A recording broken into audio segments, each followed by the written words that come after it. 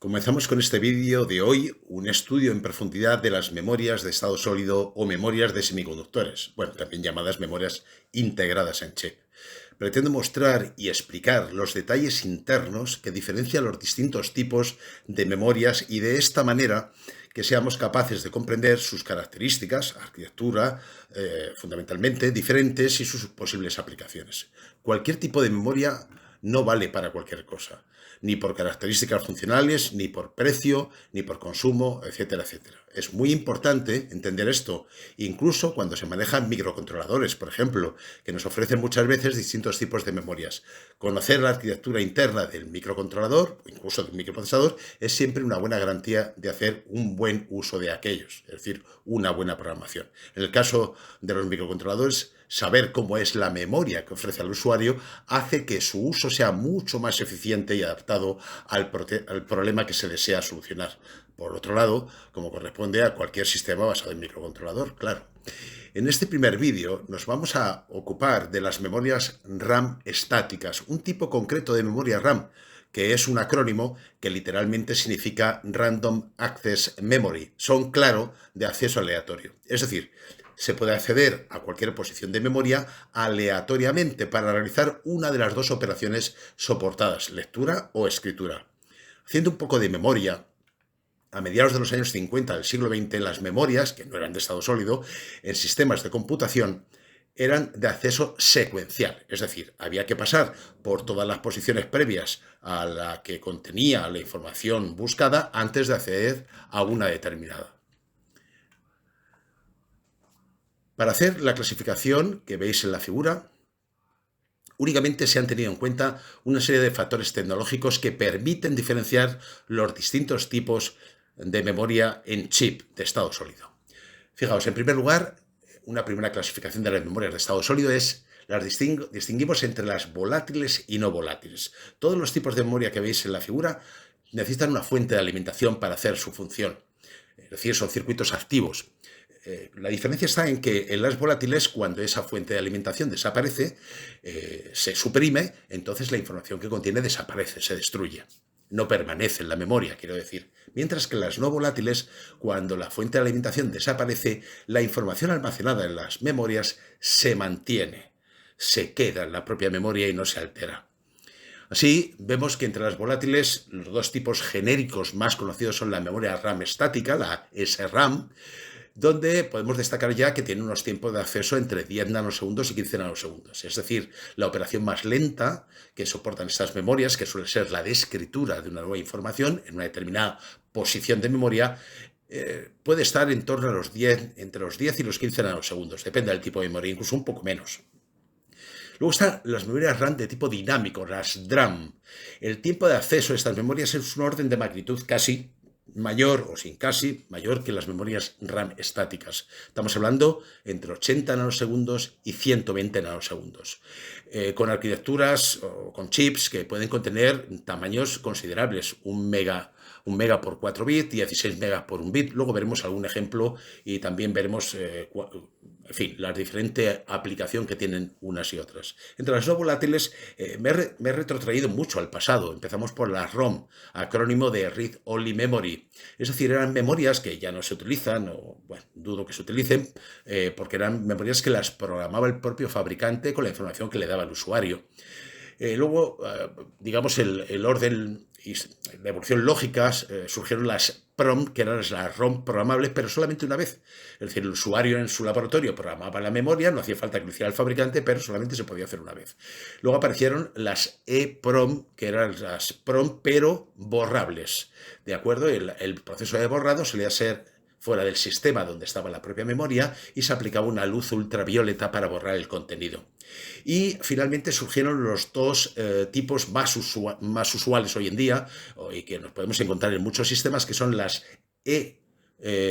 cuadrado PROM, que se llama EEPROM, que son las PROM eléctricamente borrables, que lo que permite es poder borrar y alterar el contenido de una información sin sacar el dispositivo, en este caso el circuito integrado, del sistema donde está ubicado. El proceso de escritura es un poco particular en algunos casos, pero sigue siendo un proceso parecido funcionalmente parecido a las memorias de tipo RAM. Y finalmente están las memorias flash, que son memorias de lectura y escritura, igual que las EEPROM, pero que son de muy alta densidad y de una velocidad bastante equiparable a las memorias RAM estáticas, más o menos, más o menos. A lo largo del resto del documento, cuando sea necesario para una mejor compresión, se hablará de variantes de estas memorias. Por ejemplo, existe la DPRAM, Dual Port RAM, que es una memoria RAM estática, pero de doble puerto, es decir, permite hacer dos operaciones simultáneamente sobre la misma posición de memoria, siempre, claro está, que estas operaciones no sean lectura y escritura o dos escrituras. Y, por supuesto, sobre posiciones distintas de memoria, permite hacer dos operaciones simultáneas, lo cual mejora muchísimo los tiempos de acceso. Bien, también he puesto aquí una especie de pirámide donde trato de reflejar lo diferentes que son los tipos de memorias que podemos encontrar en un sistema computador. Fijaos que esta especie de pirámide empieza en la parte superior, que es donde hay, digamos, podemos encontrar la CPU de un ordenador, la capacidad de almacenamiento y el tiempo de acceso a las memorias que tiene una CPU. La capacidad es pequeña. Estamos hablando de los registros internos de la CPU, que es una especie de memoria basado en el uso de flip-flops, y también memorias caché, es una palabra francesa, viene del inglés, significa escondida, que suele ser RAM estática. Suelen ser caras en comparación con las que vienen después, pero son muy rápidas y no suelen ser pequeñas porque precisamente debido al coste y que hay que integrarlas en un microprocesador o en un microcontrolador, claro. Por debajo, ya fuera del chip de la CPU, pues aparece la memoria principal, que es de tipo dinámico, RAM dinámica, que es la memoria principal de todos los ordenadores que tenemos en casa y de los PCs de sobremesa, etcétera, etcétera. Esto es así porque tiene una muy alta escala de integración, es decir, es capaz de almacenar mucha información, mucho más que las SRAM, a costa de ser un poco más lentas. Decíamos antes, un orden de magnitud más lentas. Y luego ya por debajo pues aparecen los diferentes tipos de discos externos como unidad de almacenamiento que son. Hoy en día se han impuesto los llamados SSD, discos de estado sólido, y también todavía quedan por ahí en el mercado discos magnéticos, magneto-ópticos clásicos, y están en esa especie de escalón intermedio entre la memoria principal y los discos más lentos, pero de mayor capacidad y de menor coste, de acuerdo, que suelen ser también de tipo SSD, y todavía quedan discos de tipo ópticos, CDs, magneto-ópticos, etcétera, pero bueno, los menciono, pero están en clara desaparición. Bien, la memoria de acceso aleatorio estática, las SRAM, el elemento de almacenamiento es un biestable. Almacena la información de forma indefinida, siempre que exista alimentación. Recordad que es una memoria volátil. Las ventajas, alta velocidad de acceso y bajo consumo. Realmente son muy rápidas. 10 nanosegundos, 8 nanosegundos, 10 nanosegundos, perdón, 12 nanosegundos, de ese orden. Inconveniente, pues en relativa poca capacidad. Nos encontramos en un chip, pues memorias en el rango de los K, y no muchos. En fin, tiene esos inconvenientes. Pues yo pondría también el precio en comparación con las memorias dinámicas de tipo RAM. El elemento de almacenamiento es capacitivo, no es un biestable, sino que es una capacidad parásita que se capaz de almacenar una carga para, de esa manera, tener un 1 o un 0 almacenado. Es decir, es como si tuviéramos un condensador como elemento básico de un bit en la memoria. Claro, siendo eso así, ya vemos que la circuitería que necesitamos para una memoria SRAM es mucho mayor que para una memoria de tipo dinámico. Por tanto, las memorias DRAM tienen una alta capacidad de integración y de almacenamiento de información a un relativo bajo precio, sobre todo comparados con las memorias SRAM. Tienen un inconveniente, y es que, claro, la carga almacenada en una capacidad parásita, en un elemento capacitivo dentro de la memoria para almacenar un bit, pues esa capacidad tiende a perder carga a través de corrientes de fugas en el propio semiconductor, razón por la cual son necesarios lo que se llaman ciclos de refresco para refrescar la información y que no se pierda, claro. De eso hablaremos en el vídeo correspondiente. ¿Cuántos tipos de SRAM hay? ya digo que esta es una clasificación personal, aunque está compartida por muchos libros. En primer lugar, la SRAM asíncrona. La celda de almacenamiento, como decía antes, es un biestable completamente asíncrono. Mientras que las RAM síncronas, que por cierto en muchos casos permiten la operación en ráfagas, es decir, no solamente en una posición, sino en una posición y las siguientes o las anteriores, la celda de almacenamiento es un flip-flop, que es un elemento síncrono o sincronizado con una señal de reloj. Este reloj del sistema me permite tener sincronizados los buses de direcciones, de datos y el control de la memoria, como veremos después. Existen dos subtipos dentro de las memorias SRAM síncronas, que son pipeline y no pipeline. En modo ráfaga, como decía, permite leer varias posiciones de memoria consecutivas. Y luego están la RAM dinámica, que nos encontramos muchos tipos. Podemos leer en la literatura las que llaman FPM DRAM, es decir, las Fast Page Mode DRAM, o las EDO-DRAM, las Extended Data Output DRAM, las BDO-DRAM, las Burst Extended Data Output, permiten acceder a varias posiciones consecutivas con diferentes mecanismos. Ya digo que en un vídeo posterior que nos ocupe o que nos ocupará el estudio de las memorias dinámicas, pues veremos de qué se trata.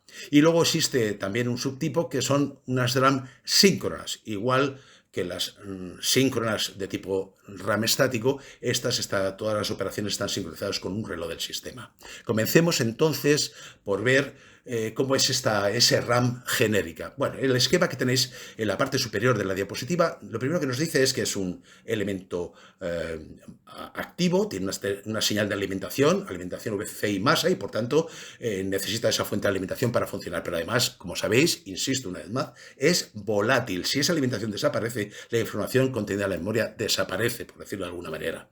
Tenemos un bus de direcciones o de direccionamiento de las posiciones de memoria, de m bits en general. Por tanto, esa memoria tendrá 2 elevado a m posiciones de memoria diferentes, y aparece un bus de datos que he pintado bidireccional porque es lo usual, aunque no siempre es así, que lo que me dice es que la información almacenada en esa memoria tiene n bits en general, es decir, cada posición n bits, y debo almacenar n bits en una operación de escritura, o leo n bits en una operación de lectura. Por su parte, el bus de control, aquí está notablemente simplificado, tampoco es mucho más complejo que esto. Tiene una señal de control de escritura, una de lectura, una de chip select, y como veremos en el ejemplo posterior, puede existir una señal de control de output enable, normalmente activa a nivel bajo para validar el dato en las operaciones de salida, es decir, de lectura, como veremos ahora. Bien, esta es una estructura, ¿cómo sería una SRAM genérica? Su estructura interna. Bueno, tenemos en la parte izquierda, lo que tenemos es una matriz de tantas posiciones de memoria como 2 elevado a m, en este caso 4, dado que hay 2 m es igual a 2, que son las dos señales del bus de direcciones, y por tanto tengo 4 posiciones de memoria numeradas del 0 al 3. Cada posición de memoria está compuesto por 4 biestables o 4 flip-flops que pueden contener ceros y unos, como indica la figura. Por tanto, lo que hago es, cuando direcciono, por ejemplo, si A sub 0 vale 1 y A sub 1 vale 0, estoy seleccionando la posición 1, que está marcada en rojo. Y los 4 bits, en este caso n vale 4, los 4 bits aparecen en el exterior de la memoria cuando se activa la señal de control, en este caso output enable. ¿De acuerdo? Eso suponiendo que queramos hacer una operación de lectura. Si lo que queremos es hacer una operación de escritura, lo que tiene que entrar por el bus de datos es el dato nuevo que se va a almacenar en esos 4 flip-flops o 4 biestables que están marcados en rojo. Digamos que el mecanismo es muy similar, pero la transferencia de información va del exterior hacia una posición de memoria o viceversa. ¿Esto cómo se controla? Pues se controla precisamente con el bus de control. El bus de control, aquí lo he completado un poco, fijaos en la parte izquierda de la figura que tenemos un chip select que me va a permitir, activo a nivel bajo, que es lo usual, no digo que sea siempre así, pero es lo usual, me va a permitir seleccionar el chip correspondiente. Puede haber varios chips, puedo seleccionar un chip de los N que pueda tener un sistema de memoria. El output enable también activo a nivel bajo, que lo que hace es validar, cuando se hace una operación de lectura, que la información salga a través del bus de datos, que puede ser bidireccional, como está indicado en la figura, o puede que no. Para manejar un bus bidireccional necesitamos, por tanto, 2 buffer tree state controlados por esas señales de control y una señal read/write Es decir, sería una operación de lectura si la señal vale 1 y una operación de escritura si vale 0. El cuadro o la tabla que me resume el comportamiento de este bus de control y de la lógica de control es el que tenéis ahí. La primera fila es para hacer una escritura, por tanto hay que activar el chip con un chip select a nivel bajo, hay que activar la señal de escritura con una read-write a nivel bajo, y el output enable la verdad es que da igual porque no afecta, estamos escribiendo información hacia el interior de la memoria. Bien, luego está la segunda línea, que es la que, de nuevo, el chip select está a nivel bajo para seleccionar el chip, pero ahora ocurre al contrario. La señal read-write está a nivel alto, el output enable está a nivel bajo y lo que estoy haciendo es una lectura. Estoy sacando información de la memoria y finalmente, siempre que chip select, en este caso, esté a nivel alto, no importa lo que valga el resto de las señales de control, el bus de datos se queda en estado de alta impedancia, es algo así como se desconecta del resto del sistema de memoria y entramos en lo que se llama un estado de no operación. Bien, ¿cómo es internamente una célula de memoria RAM estática? Bueno, hay muchos tipos. Aquí nos vamos a centrar en los más usuales, que son las memorias RAM estáticas de tipo CMOS. Esto que tenéis ahí es un bit de una memoria RAM estática de tipo CMOS, completamente asíncrona, porque vamos a utilizar un estable en un flip-flop, y es CMOS y se llama lógica o memoria de 6 transistores. Tenemos los 2 transistores de paso de tipo NMOS, el de escritura y el de lectura, que como refleja en la figura, y luego 2 transistores por cada inversor CMOS, en total 6 transistores. La línea word line es la línea de selección de la palabra de memoria. Fijaos que activa todos los transistores de paso, el de escritura y el de lectura, de todos los bits que componen una palabra de memoria. Bien. Luego tenemos la write bit line, es la línea de escritura de un bit. Si el transistor de paso NMOS está activado con la word line, el bit se transmite al circuito de 2 inversores que, por cierto, observéis que están realimentados positivamente entre sí, y esto es así para poder conservar la información cuando se hace una escritura, como veremos después. Y luego está el read bit line, que es la línea por la cual va a salir la información cuando se realice una operación de lectura. Pero como veremos después, veremos que la información sale por la read bit line invertida, negada, con lo cual eso hay que tenerlo en cuenta antes de mostrar esa información a través de bus de datos hacia el exterior. Bien, analicemos la operación de escritura en 2 diapositivas rápidamente. La señal word line tiene que estar a nivel alto, se seleccionan, como digo, todas las células de un bit que conforman la palabra de memoria. Ambos transistores de cada posición de memoria NMOS tienen un nivel alto en la puerta, por tanto conducen los 2.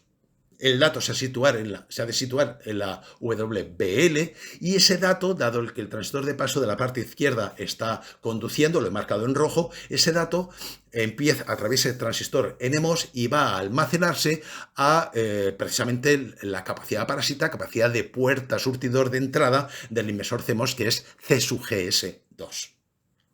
El valor de RBL se ignora, debido a que el buffer de salida de lectura estará en alta impedancia, como hemos visto en la tabla anterior, dado que estamos haciendo una escritura. Pero es verdad que en la línea RBL aparece la misma información, pero invertida. Ojo, como veremos después. Se puede apreciar que cuando no se realiza ninguna operación, ni de lectura ni de escritura en una posición de memoria, ninguno de los 2 transistores de paso de tipo NMOS se encuentra en conducción y, por tanto, ese biestable formado por 2 inversores de MOS se encuentra flotante.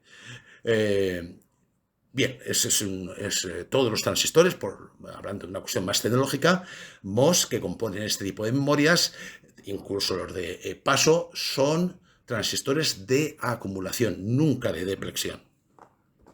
Bien, en la segunda diapositiva, que tiene que ver con la escritura, si lo que queremos escribir es un 0, pues vemos que al final lo que pretendemos es que en la capacidad puerta surtidor 2, que está marcada en rojo, se almacena un 0, con lo cual la diferencia de potencial entre la puerta y el surtidor del transistor de paso que tenéis en la izquierda, que me permite hacer la escritura, es una diferencia de potencial positiva, dado que word line, que es la línea que me está alimentando esa puerta, pues tiene una diferencia de potencial por encima del umbral de conducción del transistor, y por tanto se dice que los NMOS conducen muy bien los ceros. Pero cuando el dato que quiero escribir es un 1, resulta que ese 1 empieza a almacenarse en la capacidad parásita C/GS2, pero llega un momento en que la diferencia de potencial entre la puerta del transistor de paso NMOS y la capacidad y la tensión que hay en la capacidad C/GS2 pasa a ser menor que la tensión umbral de conducción. Por eso se dice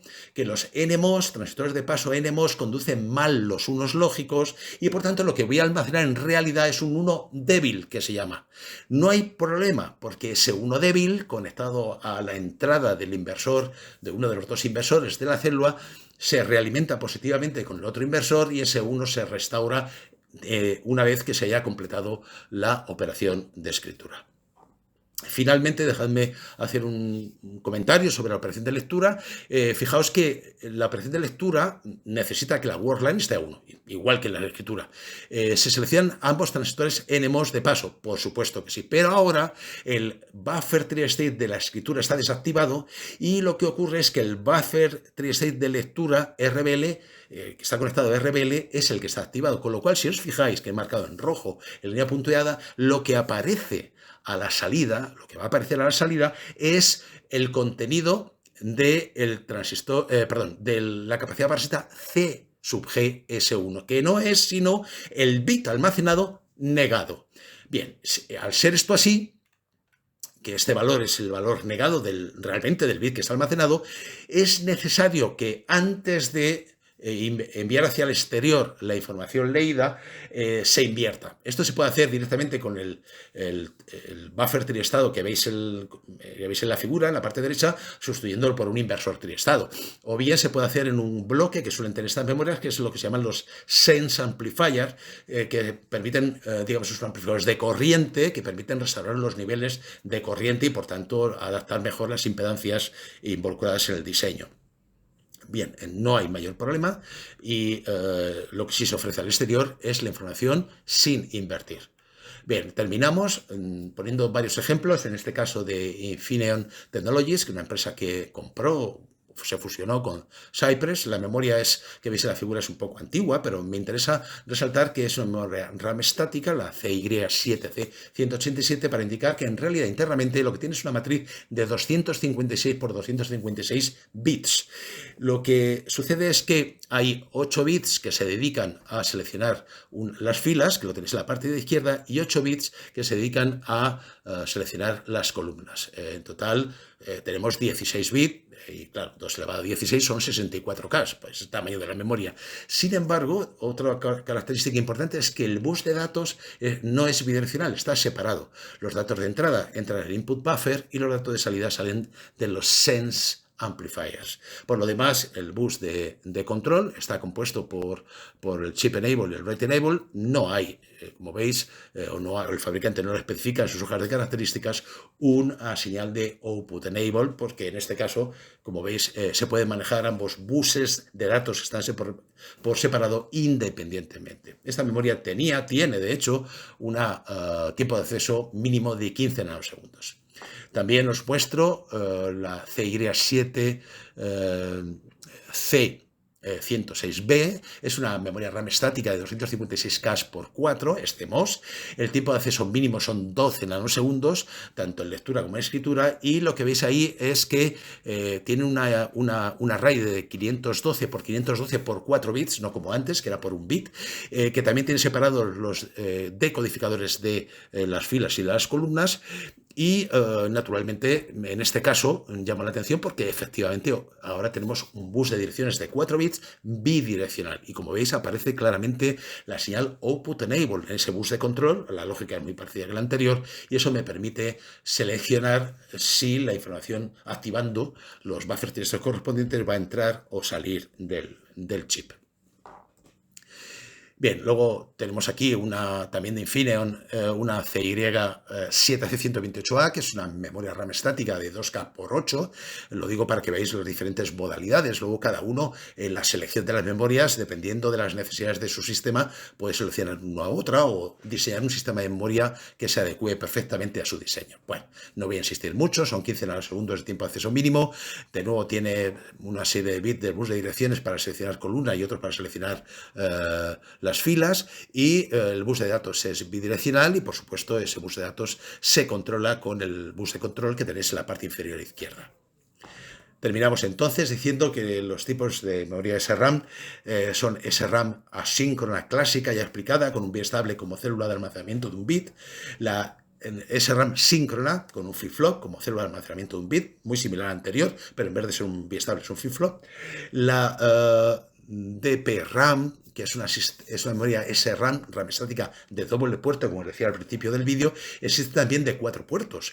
Permiten hacer varias operaciones simultáneamente en posiciones de memoria distintas, porque si es la misma posición de memoria, solo está permitida dos lecturas o 4, si es de 4 puertos, simultáneas en la misma posición de memoria. Nunca se puede hacer dos operaciones destructivas o dos operaciones que involucren escrituras en la misma posición de memoria. En distintas sí, absolutamente. Más memoria del tipo SRAM, pues memorias de vídeo, VRAM, que están especialmente diseñadas para funcionar en tarjetas gráficas o de vídeo de tipo GPU. Bueno, con esto terminamos, espero que os haya gustado y en el siguiente vídeo nos dedicaremos al siguiente tipo de memorias, que son las RAM dinámicas. Muchas gracias.